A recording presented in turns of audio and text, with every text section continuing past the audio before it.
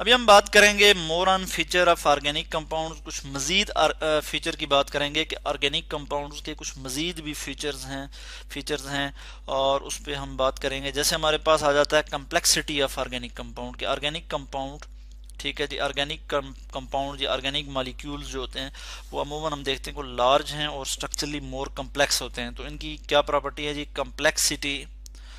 Complexity हम इस तरह से लिख लेते हैं, कम्प्लेक्सिटी ऑफ ऑर्गेनिक कंपाउंड्स, ठीक है जी।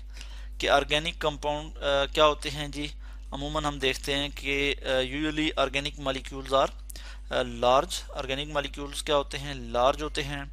उसके अलावा स्ट्रक्चरली वो कम्प्लेक्स होते हैं। अगर हम उनका स्ट्रक्चर देखें तो स्ट्रक्चरली मोर कम्प्लेक्स होते हैं, स्ट्रक्चरली मोर कॉम्प्लेक्स, ठीक है। तो ये एक प्रॉपर्टी है ऑर्गेनिक कंपाउंड की, ठीक है। जैसे हम अगर यहाँ पे एग्जांपल दें स्टार्च की, स्टार्च क्या है, ये एक ऑर्गेनिक कंपाउंड है और ये जो है इसका अगर मैं फार्मूला लिखूं तो क्या है जी, C6H10O5, ठीक है। और यहाँ पे N लगा होगा और N का मतलब क्या है यहाँ पे कि सेवरल थाउजेंड नंबर जो है ये हो सकते हैं मॉलिक्यूल, ठीक है।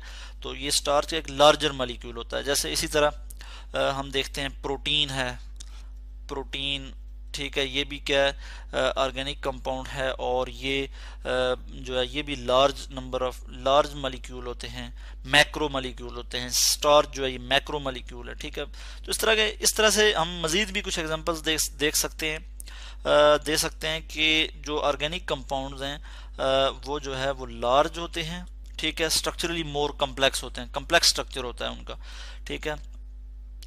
इसी तरह हम बात करते हैं नेक्स्ट जो प्रॉपर्टी है, हम उस पर बात करें तो आइसोमरिज्म की प्रॉपर्टी शो करते हैं, ठीक है जी। और कौन सी प्रॉपर्टी शो करते हैं ऑर्गेनिक कंपाउंड, आइसोमरिज्म। और आइसोमरिज्म किसे कहते हैं, आइसो कहते हैं सेम और मर कहते हैं यूनिट। और यानी सेम स्ट्रक्चरल फार्मूला होता है इनका, सेम मॉलिक्यूलर फार्मूला होता है इनका, मगर डिफरेंट स्ट्रक्चरल फार्मूला होता है। तो इस तरह की प्रॉपर्टी को जो ऑर्गेनिक कंपाउंड एग्जिबिट करते हैं उसे हम, इस फिनोमेना को हम कहते हैं आइसोमरिज्म। और आइसोमरिज्म हम क्या होता है जी, इनमें मॉलिक्यूलर फार्मूला सेम होता है। तो मैं यहाँ लिखूंगा मॉलिक्यूलर फार्मूला जो है क्या होगा, सेम, और स्ट्रक्चरल फार्मूला जो है वो डिफरेंट होगा, स्ट्रक्चरल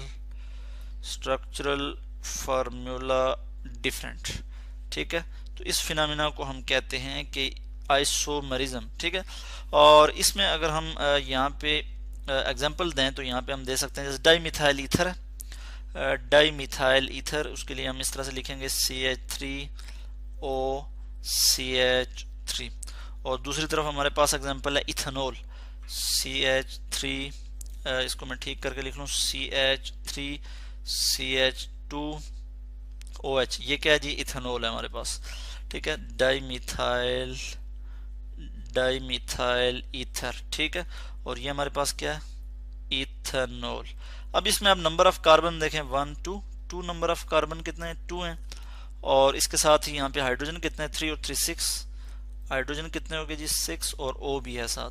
और यहाँ पे अगर हम देखें 1 2, 2 नंबर ऑफ कार्बन कितने हैं, 2, हाइड्रोजन कितने हैं, 3 + 2 5 + 1 6, हाइड्रोजन कितने हो गए, 6, और ऑक्सीजन जो है 1। तो मॉलिक्यूलर फार्मूला तो सेम है, इसमें अगर हम मॉलिक्यूलर फार्मूला देखें तो वो तो सेम है, मगर स्ट्रक्चरल फार्मूला डिफरेंट है। यानी यहाँ पे क्या है, डाईमिथाइल ईथर में ऑक्सीजन सेंटर में है और इस तरफ दो इस तरफ भी मिथाइल है और इस तरफ भी मिथाइल है, ठीक है। और ये क्या है, डाईमिथाइल ईथर है, एक अलग सा कंपाउंड है, अलग है, ठीक है, जिसकी प्रॉपर्टीज इथेनॉल से टोटली डिफर करती हैं। इसी तरह ये जो यहाँ पे क्या है जी, यहाँ पे इथाइल लगा हुआ है ग्रुप और यहाँ पे OH लग गया तो इथेनॉल, ठीक है। तो इसमें जो है हम देखते हैं कि हाइड्रोक्सिल फंक्शनल ग्रुप है अल्कोहल में, और ये भी जो है क्या है, स्ट्रक्चरली अगर हम देखें तो ये दोनों कंपाउंड जो है वो डिफरेंट हैं, मगर मॉलिक्यूलर फार्मूला जो है दोनों का सेम है। अब हम बात करते हैं, अगर हम सॉल्युबिलिटी की बात करें या फिर हम हाँ, यहाँ पे हम बात कर लेते हैं सॉल्युबिलिटी की, कि सॉल्युबिलिटी इनकी क्या होती है जी। तो मैं यहाँ पे लिख लूंगा जी सॉल्युबिलिटी। तो ये वाटर में बहुत कम सॉल्युबल होते हैं, ठीक है। मोस्टली जो ऑर्गेनिक कंपाउंड होते हैं वो वाटर इनसॉल्युबल होते हैं। मोस्टली हम देखते हैं जो ऑर्गेनिक कंपाउंड होते हैं वो क्या होते हैं, वाटर इनसॉल्युबल होते हैं। लेकिन जो है कुछ जो है वो वाटर में डिज़ोल्व भी हो जाते हैं, जैसे अल्कोहल में इथेनॉल है, तो ये क्या ऑर्गेनिक कंपाउंड है मगर ये वाटर में डिज़ोल्व हो जाता है। और ये क्यों डिज़ोल्व होता है कि इसमें हाइड्रोक्सिल ग्रुप है और इससे ये हाइड्रोजन बर्निंग होती है, जैसे यानी CH3CH2OH, ठीक है। तो ये हाइड्रोक्सिल ग्रुप जो लगा हुआ है इसके साथ फंक्शनल ग्रुप जो लगा है, इसकी वजह से यहाँ पे जो है क्या होता है, वाटर के साथ ये क्या हो जाता है, वाटर के साथ ये हाइड्रोजन बर्निंग करते हैं। और यहाँ पे अगर मैं वाटर का मॉलिक्यूल शो करूँ तो इस तरह से कर सकता हूँ कि ये एक हाइड्रोजन है जिस पे पार्शियल पॉजिटिव चार्ज है, इस पे पार्शियल नेगेटिव, इस पे पार्शियल पॉजिटिव। चूंकि ऑक्सीजन ज़्यादा इलेक्ट्रोनेगेटिव है तो ये क्या करेगा, ये अपने तरफ इलेक्ट्रॉन को अट्रैक्ट करेगा, शेड पेयर ऑफ इलेक्ट्रॉन को अपनी तरफ अट्रैक्ट करेगा, जिसकी वजह से इस पे पार्शियल पॉजिटिव चार्ज आ जाएगा। तो इस वजह से ऑक्सीजन पे पार्शियल नेगेटिव चार्ज आ जाएगा। और इस वजह से ऑक्सीजन पे पार्शियल नेगेटिव चार्ज है और हाइड्रोजन पे पार्शियल पॉजिटिव चार्ज है, तो इनके दरमियान वीक इंटरमॉलिक्यूलर अट्रैक्शन होगी, जिसको हम कहते हैं हाइड्रोजन बर्निंग। ठीक है जी। तो यहाँ पे इस हाइड्रोजन बर्निंग की वजह से इथेनॉल जो है ये वाटर सॉल्युबल है। सॉल्युबिलिटी अगर हम जनरल बात करें तो जो मोस्टली जो ऑर्गेनिक कंपाउंड है वो वाटर इनसॉल्युबल होते हैं, और ये वाटर को हम कहते हैं पोलर सॉल्वेंट है। वाटर क्या है जी, पोलर सॉल्वेंट है। तो ये जो है ये नॉन पोलर होते हैं। नॉन पोलर जो ऑर्गेनिक सॉल्वेंट होते हैं उनमें ये सॉल्युबल होते हैं। क्यों वाटर पोलर सॉल्वेंट है, क्योंकि वाटर में ये पोल बनते हैं। ठीक है, किस तरह से, वही कंसेप्ट है इसमें कि ऑक्सीजन जो है वो हाईली इलेक्ट्रोनेगेटिव है, इस पे पार्शियल नेगेटिव चार्ज, इस पे पार्शियल पॉजिटिव चार्ज, इस पे पार्शियल पॉजिटिव चार्ज, यानी इलेक्ट्रॉन जो शेयर्ड पेयर ऑफ इलेक्ट्रॉन है उनको ऑक्सीजन अपनी तरफ ज्यादा अट्रैक्ट कर रहा है, तो जिसकी वजह से क्या है, ये पोल बन जाते हैं और हम कहते हैं कि वाटर पोलर सॉल्वेंट है। जबकि ऑर्गेनिक कंपाउंड पोलर सॉल्वेंट में बहुत कम डिजॉल्व होते हैं, या बहुत से जो ऑर्गेनिक कंपाउंड है वो डिजॉल्व होते ही नहीं है। ठीक है, तो यहाँ पे हम देखेंगे कि ये नॉन पोलर सॉल्वेंट जो होते हैं, नॉन पोलर सॉल्वेंट, ठीक है, उनमें ये डिजॉल्व हो जाते हैं। उनमें क्या हो जाते हैं, ये डिजॉल्व हो जाते हैं, DISSOLVE। ठीक है, और यहाँ पे अगर हम देखें कि किस तरह से नॉन पोलर सॉल्वेंट क्या है, जैसे हमारे पास आ जाता है बेंजीन, आ जाता है बेंजीन है, ईथर है। ठीक है, ये नॉन पोलर सॉल्वेंट हैं। ठीक है, इस तरह से जो है ये नॉन पोलर सॉल्वेंट आ जाते हैं। ठीक है, और अगर हम रेट ऑफ रिएक्शन की बात करें यहाँ पे कि ऑर्गेनिक कंपाउंड का जो रेट ऑफ रिएक्शन है, रिएक्शन की स्पीड है, उसकी अगर हम बात करें तो क्या होता है, तो मैं यहाँ लिख लेता हूँ रेट ऑफ रिएक्शन। ठीक है जी, इस पे हम बात करते हैं। तो रेट ऑफ रिएक्शन भी इनका बहुत स्लो होता है। रेट ऑफ रिएक्शन क्या होता है, जिनका स्लो होता है। और वो क्यों होता है स्लो, कि ये इनका जो ये मॉलिक्यूलर या कोवेलेंट नेचर के होते हैं।